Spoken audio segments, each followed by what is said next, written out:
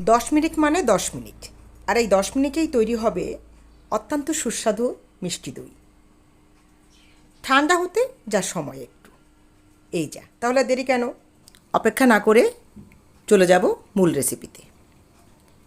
আর আজকের যে দইটা বানাবো সেই দইতে কিন্তু জলও গলবে না, এবং সেই ট্রিক্সটা আজকে তোমাদের সঙ্গে শেয়ার করছি। By the way, welcome back to my channel Lipi's daily infotainment. আশা করি ভিডিওটা ভালো লাগবে, আর ভালো লাগলে অবশ্যই একটা লাইক আশা করি। হাফ লিটার দুধ জাল দিয়ে নিচ্ছি বন্ধুরা। যে গরম পড়েছে মনে হচ্ছে একটু দই খাই।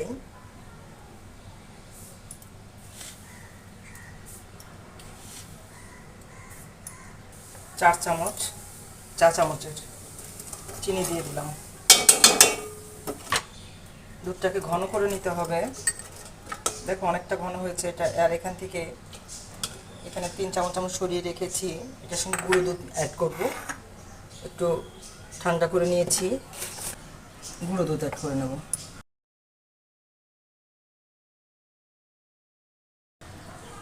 চার চামচ গুঁড়ো দুধ অ্যাড করে দিচ্ছি ঘন করার জন্য। আর তোমরা একটা জিনিস খেয়াল করবে যে দইতে কিন্তু জল ছাড়ে। একবার চামচ দিয়ে ভেঙে নিলে তারপরে দেখবে যে পুরো দইটা কেমন জানি একদম জল ছেড়ে দেয়। আমি তার জন্য চিন্তা করলাম যে একটা কাজ করলে কেমন হয়, একটু কর্নফ্লাওয়ার দিয়ে দিব আমি 1 চামচ, বেশি না।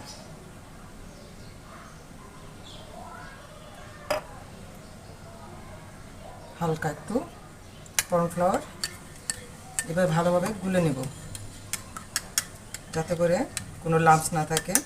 এটা অপশনাল, দিলে দিতে পারো, না দিলে না দিতে পারো। একদম পিওর দুধটা ঘন করে নিলে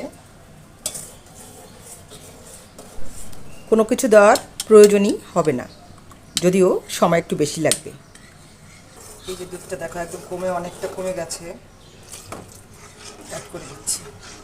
একটা জাল উঠলেই আমি বন্ধ করে দেব।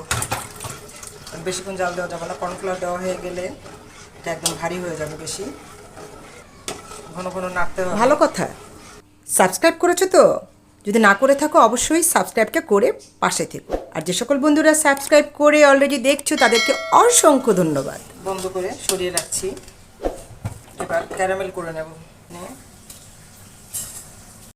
হাফ কাপের মতো চিনি দিয়ে জল ছাড়াই লো ফ্লেমে আমি ক্যারামেলটা করে নেব।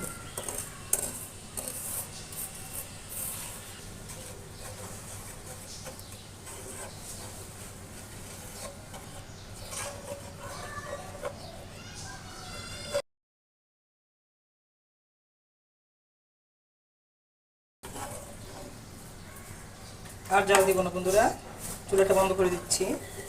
আর বেশি হলে আর একদম পুরো তেতো হয়ে যাবে। এবার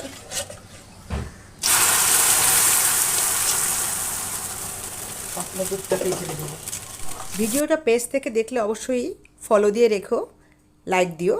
আর ইউটিউব থেকে দেখলে অবশ্যই সাবস্ক্রাইব করবে, ঠিক আছে? চুলোর জালটা কিন্তু বন্ধই আছে বন্ধুরা। যতটা গরম আছে এই অবস্থার ভিতরেই ক্যারামেলটা মেল্ট হয়ে যাবে। আর আমি এক্সট্রা জাল দিচ্ছি না, যেহেতু আমি হালকা কর্নফ্লাওয়ার দিয়েছি।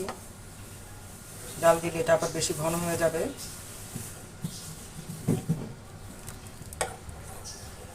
দেখো একদম গুলেই গেছে। এটা এভাবে থাক, ঠান্ডা হতে থাক। টক দই বন্ধুরা,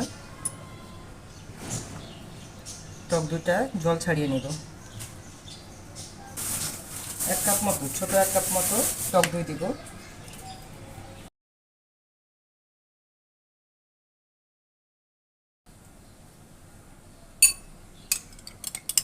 দইটাকে খুব ভালো করে ফেটে নেব। এটা কিন্তু খুবই জরুরি।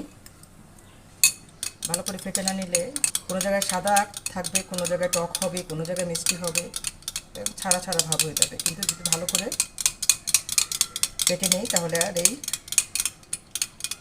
সমস্যাটা হবে না।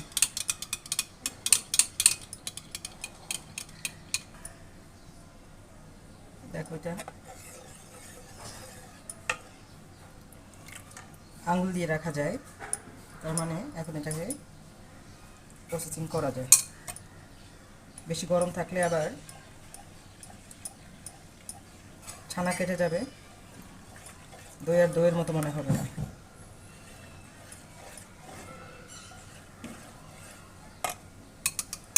পুরো দইটাই দিয়ে দিব।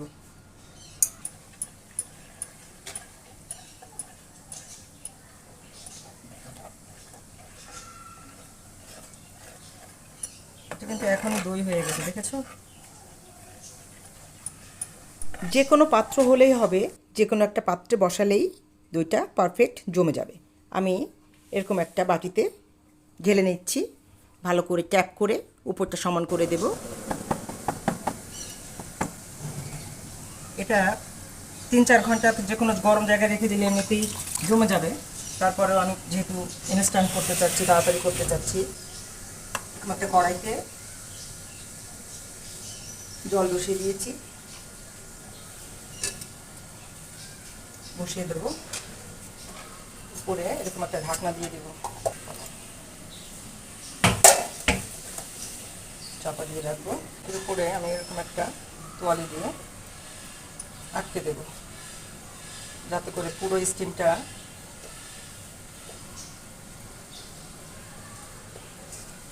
এখানে লাগে। তারপরেও আরেকটা জিনিস দিচ্ছি, এটাও দিয়ে দিচ্ছি, যাতে তাড়াতাড়ি হয়ে যায়। তাহলে চলো ঘুরে আসি 10 মিনিটের জন্য। বন্ধুরা, তৈরি হয়ে গেছে দই। 10 মিনিট ভাপে কুক করার পরে আমি নর্মাল টেম্পারেচারে রেখে ঠান্ডা করে নিয়েছিলাম। তারপরে ফ্রিজে ঢুকিয়ে রেখেছিলাম 1 ঘন্টার জন্য। তারপর বের করেছি। উপরে যে সাদা সাদা স্পটটা দেখতে পাচ্ছ, এটা ঢাকনা দিয়ে রেখেছিলাম, বাষ্পায়িত হয়ে নিচে জল পড়ে এই অবস্থা হয়েছে। তোমরা ঢাকনাটা না দিয়েই ফ্রিজে রেখো। এত চমৎকার দই হবে বন্ধুরা, আমি কিছুতেই ভাবতে পারিনি।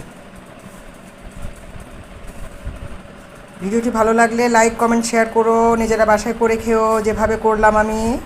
নতুন একটু সংযোজন করে করেছি। আজকের ভিডিও এই পর্যন্তই। পরবর্তী পর্যায়ে আবার নতুন কোনো ভিডিও নিয়ে ঠিক সময় মতো তোমাদের কাছে চলে আসবো। সেই পর্যন্ত ভালো থেকো সবাই, টাটা।